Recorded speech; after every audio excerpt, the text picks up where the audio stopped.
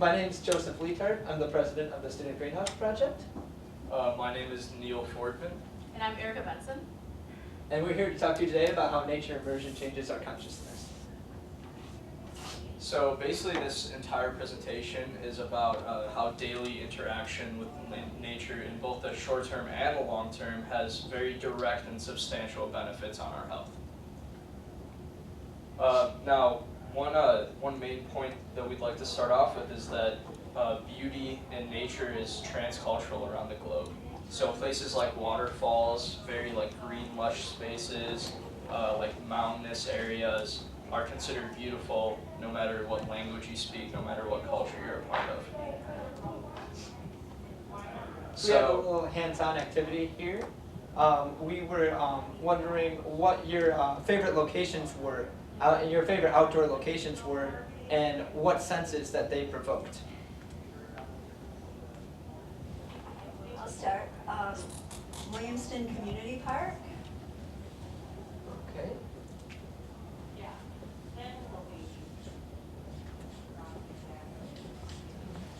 So do you have any senses that? Yeah, expansiveness Okay. and healing. All right.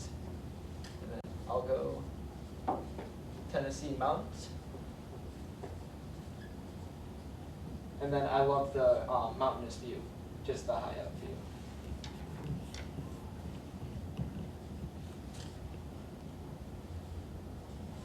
Anybody else? Algonquin Provincial Park.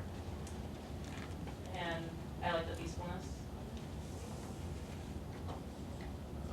Algonquin. Spell Algonquin. Algonquin. Yeah, I would say. That's like a straight guess.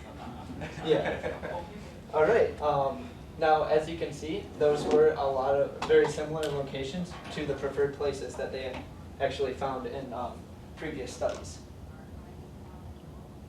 So the smell of nature specifically, the residents had cypress oil, the scent put into their rooms as they slept.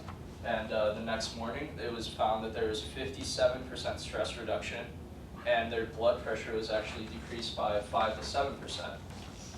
Another study showed by the UK National Health Service, 80% of cancer patients, when they were using aroma sticks, had much less anxiety. And then smells like lavender, piney scents, or rosemary, these very natural scents actually have been shown to increase blood flow to the heart. They stimulate your respiratory system, and they lower the symptoms of asthma a lot.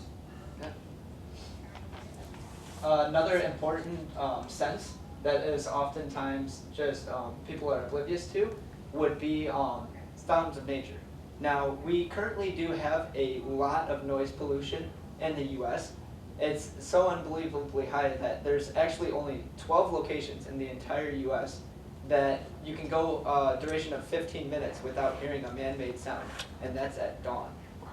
And so that's kind of unbelievable. But the 5 major sounds that are linked to happiness and safety and more would be waterfalls, birdsong, and the breeze, along with hearing your favorite family members speak and music that you enjoy.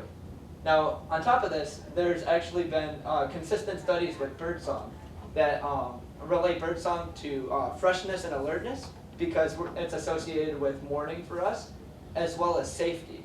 And that goes back to the hunter-gatherer days. When the hunters were out and they heard the birdsong, they knew that they were safe. And that when there was a lack of birdsong, they knew that there was something up. And this is actually in our cognitive functions that have carried over all these years into today. Now, the prominence of visual strength is one of the most important of the exposure to natural environment. As many of you noted, is the visual strength of expansiveness, of the mountain views, of peacefulness that you feel through just sheer visual.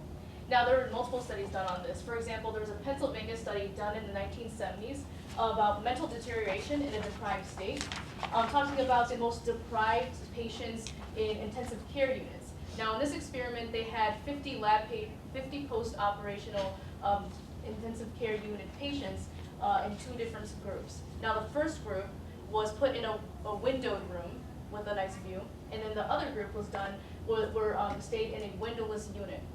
Now, the results showed that the group that lacked the windows actually had twice as many incidents of delirium characterized by disorientation and anxiety.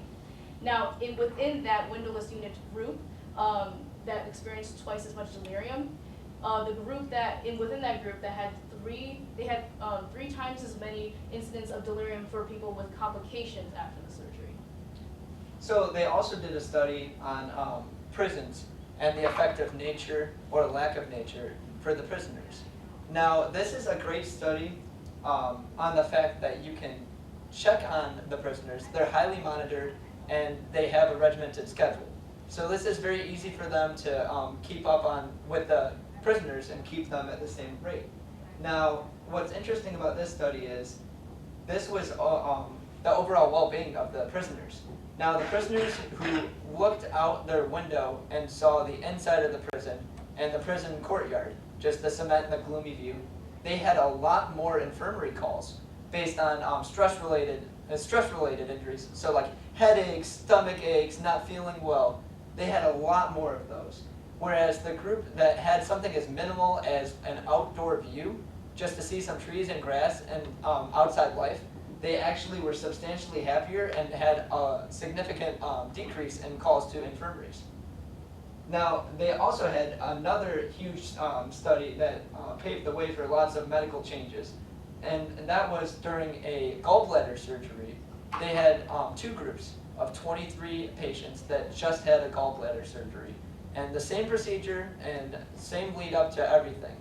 Now, there was a group of 23 that was in a room, a windowless room that just stared at a brick wall, and there was a group of 23 people that just had an outside view with natural sunlight and a view of trees. Now, when you look at this, they took a study based on the dosage of medication that they had post-op and their recovery time and how well the recovery went. Now, if you look on your charts there on the front page, at the bottom they have a table of comparison for the doses. Now, day 0 to day 1 was very comparative.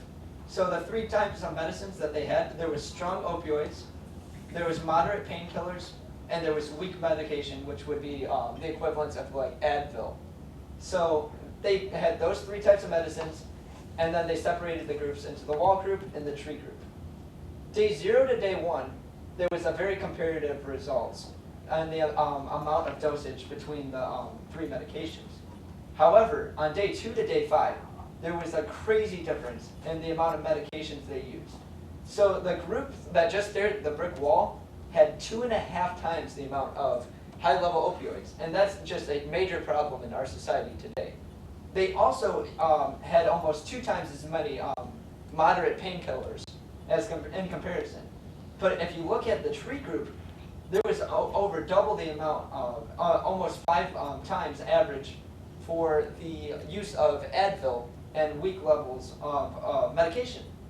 This is important because they were already on their road to recovery from something as minimal as looking at some trees, and just, it's crazy the impact that the nature had in this study. Now, if you look at day 6 to day 7, the tables kind of comparatively decreased again, but there was also, the wall group still had more medications, high-level opioids and painkillers. Now, there was also less complications with the tree group than the wall group. And this study was so impactful that it actually changes the specs in hospitals on how they make their hospitals today. And they are still doing research into this to see the most beneficial way that they can improve the quality of recovery for different surgeries. Now, another example that you actually may experience in your everyday lives that pertains to the strength of visuals is just a simple drive to a shopping mall. Now, there's a study done in 1974 done on the difference between the two routes to get to an Ann Arbor shopping mall. There was the Ann Arbor Greenway, and then there's the Ann Arbor Freeway. Now, the freeway, although it didn't have as much of a scenic route, it actually it cut your travel time by three minutes. Now, but actually, the study showed that 65% of people prefer the longer scenic route, even though it cost more time and gas money, because it was more appealing to the eye. Now, along with the visual response, this was another major study that they found. They took a group of students and they showed them a video on workshop accidents, a highly stressing video, where they would peak everyone's stress at about 10 minutes. And they were doing studies on involuntary sweating and skin conduction, which is the basis for the lie detector test. And then pulse transit time and blood pressure. And then they also had a similar study on muscle tension. So what they did was they showed all of the students these videos and spiked their blood pressure and their involuntary sweating.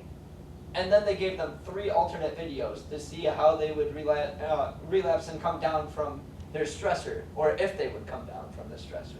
They showed them a video of traffic, they showed them a video of pedestrians walking in a mall, and they showed them a video of nature, just a calm nature scene. Now, when you take a look at the graphs, right after the 10-minute peak, after the traffic video, it took about 10 minutes, and they recovered about halfway for both the involuntary sweating and the same for the pedestrian mall.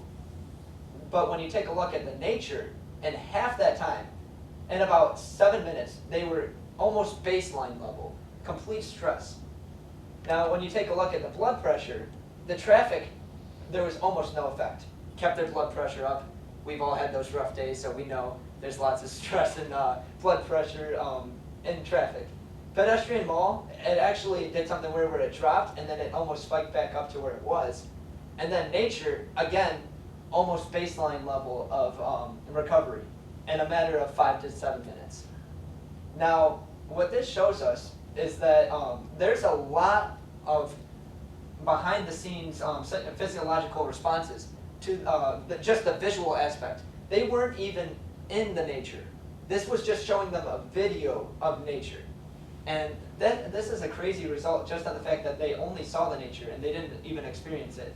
So imagine the results of being in nature. Now, there is a global nearsightedness epidemic occurring. In highly industrialized countries like the United States, nearsightedness among school children is up to 50%. In Japan, it's 70%, and in South Korea, it's up to 90%. Now, there was a study done on an Inuit population in the 1970s, and among that population, 1.5% of school children had nearsightedness. But in a mere 40 years, that number jumped up to 50%, which is the national average.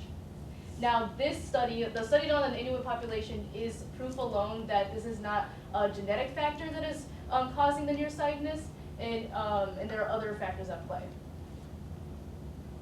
What are the multiple causes of this? Could it be increased education required among school children in our generation? Or could it be because kids are more exposed to screens and of iPads and computers? The result was that it was neither. Neither correlated to the studies done that the results. So it was actually, the answer was that there was a lack of sunshine and outdoor play of school children. Now, the first clue was that dopamine is the neurotransmitter that serves as the reward system for the internal brain function. It's actually, the eye responds directly in response to sunshine, and dopamine is released. It causes a physical shape change. Now, bright sunlight in your retinal receptors actually allow you to tell the difference between an object that is actually furry or fuzzy and an object that is just simply out of focus, much as the same way that a camera focuses. Now, this resculpts the eyeball dimensions, and as a result, it's proof that the natural beauty of trees and lines and shadows allow you to tell the difference, distinguish, define lines and shapes. So they did a study in the UK from 2010 to 2015, where they had a bunch of participants download an app. It was a GPS-based app where they would pin your location, and then they at a random time, and they would ask you two simple questions. What are you doing? And how are you feeling? And they did this for 5 years through 3 million people that participated. There was a few major findings in this study. Now, for one, they found everyone's mood was better on sunny days. And this correlates back to the fact that the dopamine is released, and that's your reward center, when you are in the bright sunlight. Now, the second thing they found was that everyone was significantly happier when they were in a lush green environment compared to an urban or indoor environment. Now, this happiness booster was so great that it was greater than being around their friends, and it was as good or as happy as doing their favorite hobby or activity. Now, what's crazy about this is that we're only outside 7% of the time. And then 93% of the time, they weren't doing what they were happy doing. They were at work or in the vehicles or just in a not as good environment. So now we'd like to ask you guys, how much do you personally get out? Do you think it's not enough? Is it 7% of the time? And hopefully you can share with us, or and also like why that is, what kind of activities you do outside, like on the daily or per every week. So for example, I go and walk my dog when I'm at home, not at Michigan State, unfortunately. It's kind of sad. And that is about 30 minutes every few days. What do you guys do outside? Do you guys get out enough? Not as much as I'd like. Yeah. Do you walk to class or I bike to class. bike? See, that's Yeah. good.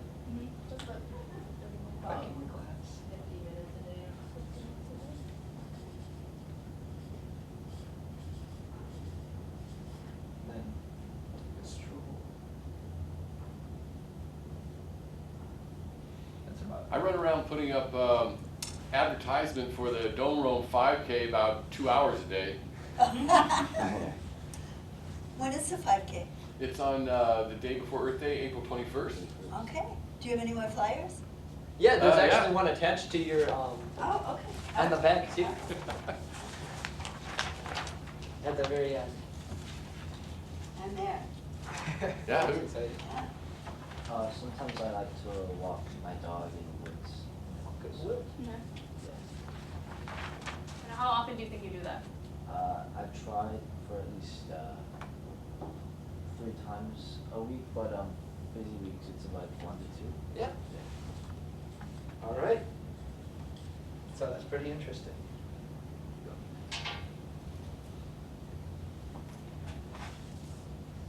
Now, just to recap, we just discussed about the most deprived states in exposure to natural environment. For example, when it comes to intensive care units or being in prisons. This is a state where you are completely deprived of natural environment exposure and the studies that went behind that. And then we moved on to, as we just talked about, just kind of normal everyday exposure to the natural environment like we did in this activity. And then it even goes as far as the long-term effects of prolonged exposure to the natural environment and high dosage of the natural environment. So here's a study that they did just recently in Ann Arbor, actually. So they took a bunch of clinically depressed participants, and they did multiple studies on this, actually. They tested them at the beginning of the day, how they were feeling. They asked them questions, metrics on happiness, and how they felt in the beginning of the day.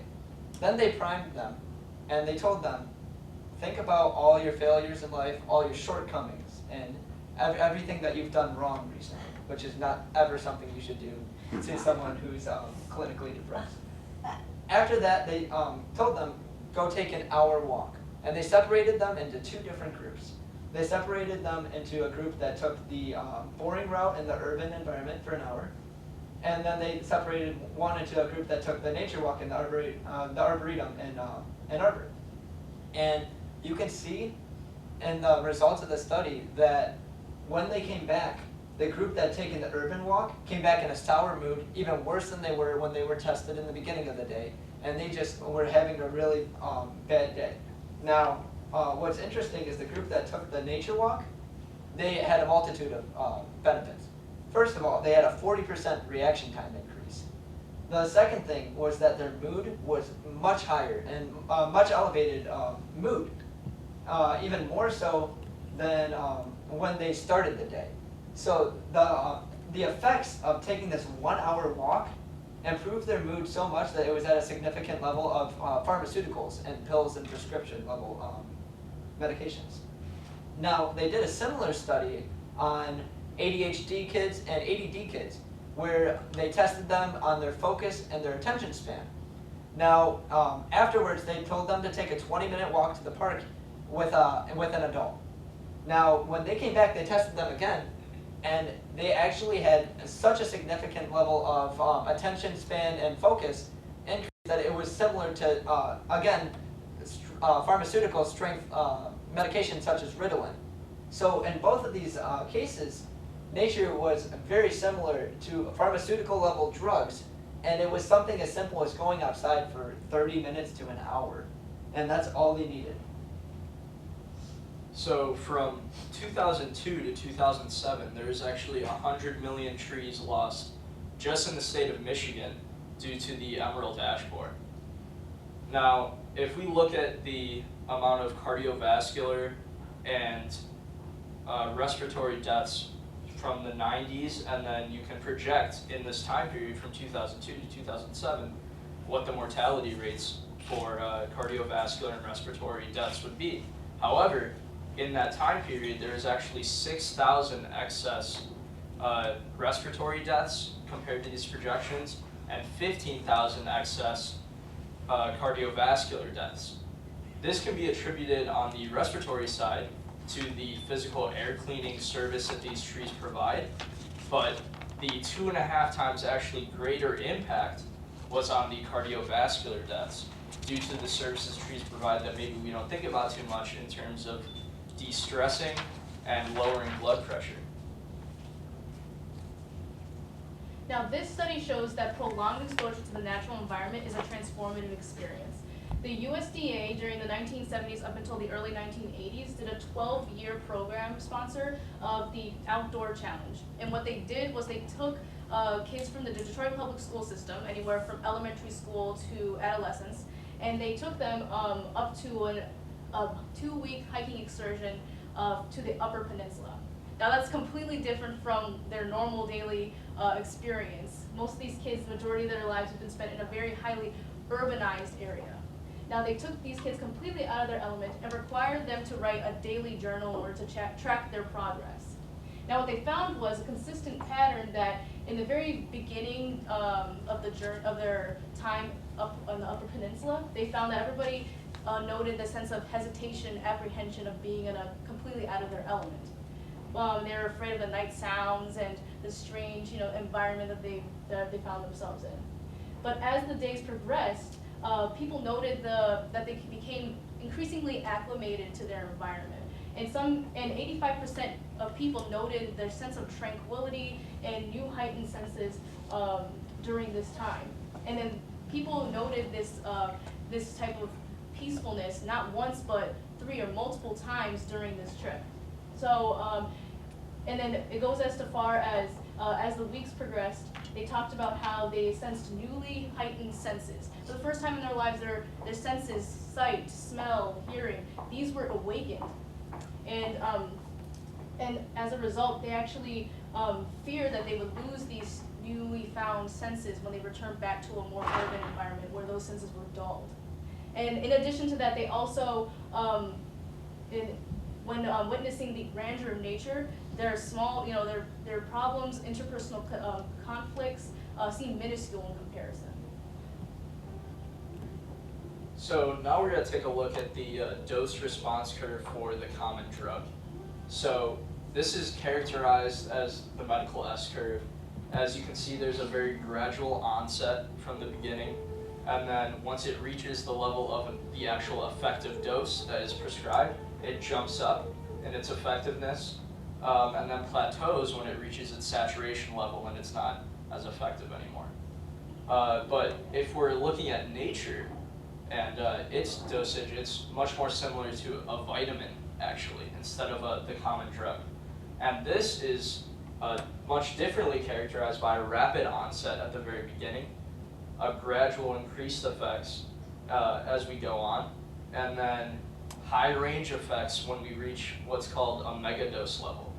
So if we look at vitamin C, when it's prescribed in megadose levels, scientists actually cannot figure out whether vitamin C in this megadose level cures cancer or just cures the common cold. And if we look at nature, we can see in the ICU study that there's, in the very short term, there's a rapid onset, and then once you reach megadose levels, there's a very increasing effect in terms of like long-term benefits to our health. And we actually, on the packet, have the chart too, so you can kind of take a look at some of the benefits on the chart as well at different time levels and the dosage that would be necessary. Now, this is a chart based on the amount of minimum nature that you should get in your everyday life to get these effects, based on some research that was done in Korea and Asia. Now, this is very similarly modeled to the food pyramid, so that we can understand it and easily visually get the message. Now, the first thing that you want is a minimum of 30 minutes per day of local nature. So that would be like looking at trees, hearing bird song, playing with pets, taking them for walks, or looking at house plants or fountains, or taking a walk to class. About an hour per week, you should strive to get nearby nature, so going to a park or a waterway, looking at stars, or being outside. A weekend per month on the higher end, you should try to get a forest outing, go hiking with friends or family, or go camping. And at the megadose level, they actually found that about 1 week biannually is you would like to get wild nature. And that would be just unplugging from technology, since we're so reliant on that, and just going outside for like a vacation, like a hiking vacation, or camping with friends, or just being alone outside in the wilderness for a minimum of 3 to 4 days to get that megadose level in nature, such that they got in the previous study from the Detroit kids. Now, one thing that we found is that your cognitive functions are essentially just based on your surroundings. Now, when you go down stairs to get something, everyone's had this, where they have to go, they have a task that they have to get, say, grab a sheet of paper from the basement. So you walk downstairs, and you get to the bottom of the stairs, and you just totally lost your train of thought. It just That happens to you? always, always. And you can't think of why you forgot it, because it was so obvious to you 30 seconds ago. Then you go upstairs, and it's immediately clear. It's not a problem of short-term memory loss. It's actually the fact that our cognitive function is based on our surroundings. As much as we don't realize it, it's based on our subconscious. This was actually exemplified in the mappiness study. When they were outside, they were extremely happy in comparison to any other activity that they were doing. And they didn't realize this because it was in their subconscious, but that was about 7% of the time. And if they had realized that a lot of their subconscious and happiness comes from their surroundings, then the world would be a happier place overall. And major tech companies understand the importance of place and the surroundings around you, and so which is why, if you think about where major tech companies are situated, they're in highly naturally endowed areas where there are beautiful views, and because they want to encourage a creative and productive workforce. Now, another thing to keep in mind is they've done national surveys and studies, and they were questioning people on what is the most important factor on overall satisfaction of life. Now, as most of you can probably guess, marital factors was number one. Everyone wants to find someone they love and have that happiness factor in their life. The second most important factor in overall life satisfaction was a surprise to a lot of folks when they found out that access to nature was a big impact on them. And this is actually something that a lot of people don't realize, and it's just kind of subliminal, but you can see this based on the property values around local nature, or that have a garden or something. They are significantly higher.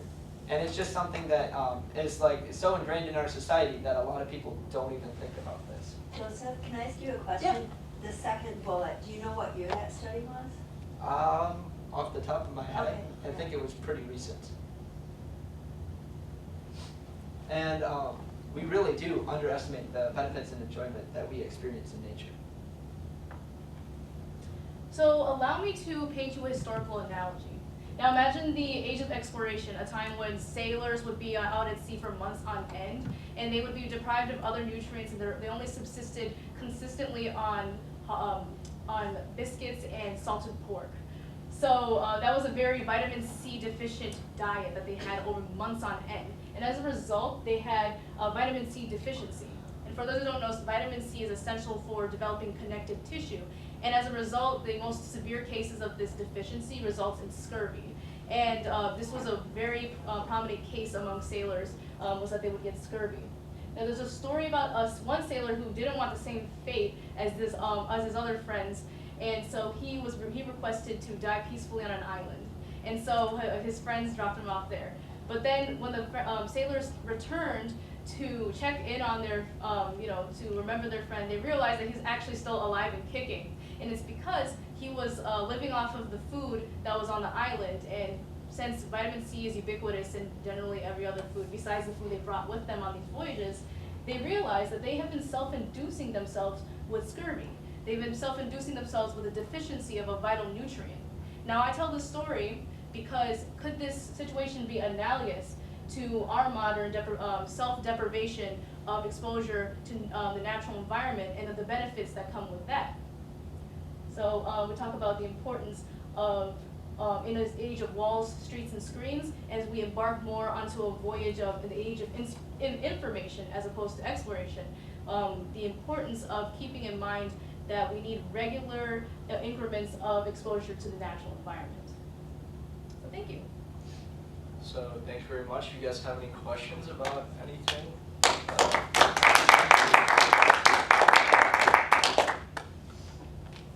I don't have a question, but just a comment. I cannot tell you how moved I am by this. It's so moving. It validates something I've always known intuitively, the healing effects of nature, and it's just so moving that there's science to back this up, and that you guys are promoting this. I'm just very deeply moved.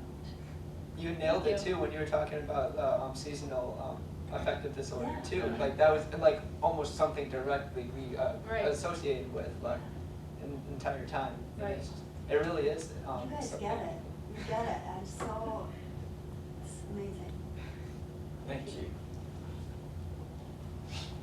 Any other questions? Any other questions or comments? I just have out of curiosity, when you guys were talking about the rapid stress test. So when they showed the video, 3 different videos, Yeah. were they comparable? So traffic is I guess I feel like too much cluster, or a lot of people grouped together, and then the same thing with a pedestrian mall, and then it made it sound silly, but when they showed the nature one, was it a herd of buffalo? It was actually like a stream. So it was a video of just some trees and a stream. That was just kind of, so you could, I guess there was some audio effects as well as the visual effects. I was just wondering if it would have similar effects, if they would have shown a comparable nature scene.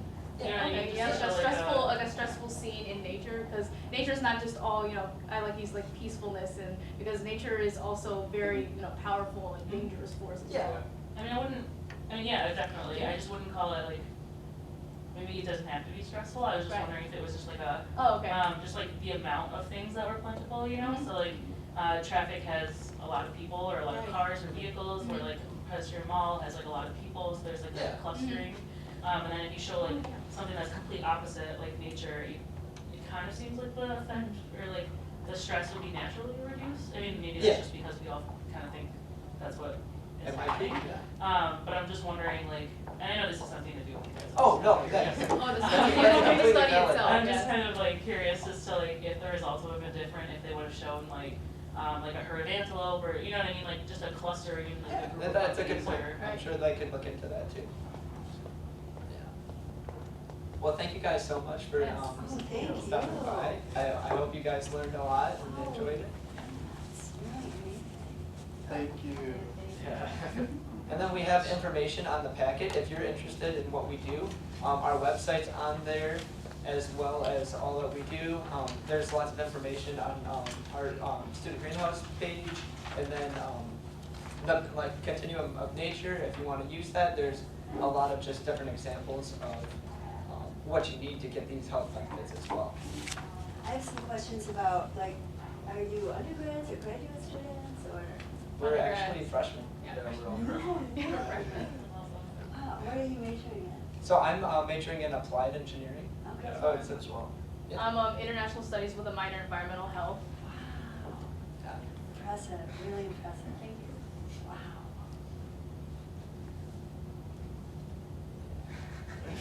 So thank you so much for taking the time out of your day to listen